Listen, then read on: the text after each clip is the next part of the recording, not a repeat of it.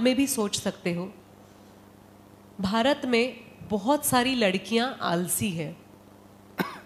उनको एक ऐसा बॉयफ्रेंड चाहिए या ऐसा पति चाहिए जिसके पास अच्छी नौकरी हो, जिसके पास घर हो, जिसको अश्योरेंस हो कि उसको इंक्रीमेंट्स मिलने वाले हैं। लेकिन उस लड़की में इतनी हिम्मत नहीं है कि वो कह पाए कि मैं क्या करूँगी जब तुम मुझसे शादी करोगे। आई वॉन्ट तालियां ऑन दिस। मैं आप सभी को अपील करना चाहती हूँ, प्लीज़ बैठिए मंजू, आप सभी को आह्वान करना चाहती हूँ कि आप आपके घर में ऐसी लड़कियाँ, ऐसी स्त्री निर्माण कीजिए जो एबल है, जो अपने आप के लिए कमा पाएँ, जो कह पाएँ कि हाँ हमें घर में नया फ्रिज लेना है ना, आधे पैसे तुम दो आधे पैसे मैं दूंगी।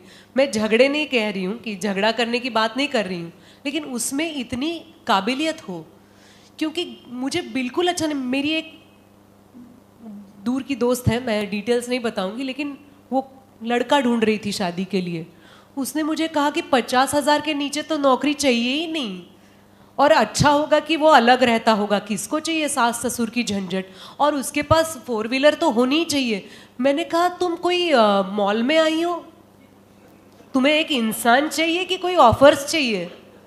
It is so humiliating.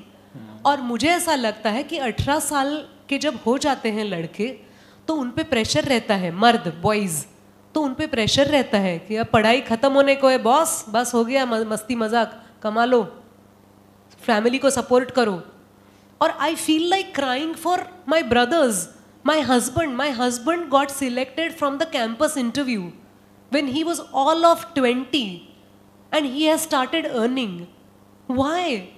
जबकि लड़कियां 25 साल 27 साल की हो जाए तब तक सोचती रहती है और बॉयफ्रेंड पे प्रेशर डालती रहती है कि सॉरी इंडिया में नहीं चाहिए हनीमून, हनीमून तो होगा तो फॉरेन में होगा। और अब तो पूछो ही मत, डेस्टिनेशन वेडिंग्स हैं, प्री वेडिंग शूट्स हैं, रील्स हैं, उसका सारा खर्चा वो बॉयफ्रेंड या होने वाला हस्बैंड ही उठाएगा। क्यों? अगर आपको ये सब ऐशो आराम की जिंदगी चाहिए तो आप क्या कमाओगी? आपको भी खुद को आप पढ़ो, आप नौकरी ढूंढो, आप जाओ 4 ऑफिसेस में, पूछो कि क्या मुझे काम मिल सकता है। ये नहीं होता। और लड़कियां ये बोलती है कि तुमने मेरी तरफ ऐसे क्यों देखा। ये थोड़े ना हक होता है। आपको अप्रिसिएशन भी नहीं चाहिए। आपको किसी ने आपको अच्छा बोला तो आप एचआर को रिपोर्ट करोगे, पता है उन्होंने कहा कि ऐसे कपड़े क्यों पहने। अरे बात तो सुन लो, इतनी क्यों एज पे रहती हो? मैं परसेंटेज की बात नहीं कर रही हूँ, not all the women are like that, but this aggression, this demanding nature is growing quite a lot, wherein I feel that we have to just look at the situation with a certain amount of humbleness and equality, that you also owe something to the family. Bills भरना सिर्फ आपके husband का काम नहीं है। आप बोलो ना कभी कि तुम छोड़ो यार, अगले 6 महीने तुम्हें छुट्टी है, देखो क्या स्माइल मिलती है। और मुझे I feel really proud to say that I really care for all the men in my life, be it anyone. I care for them because the amount of trust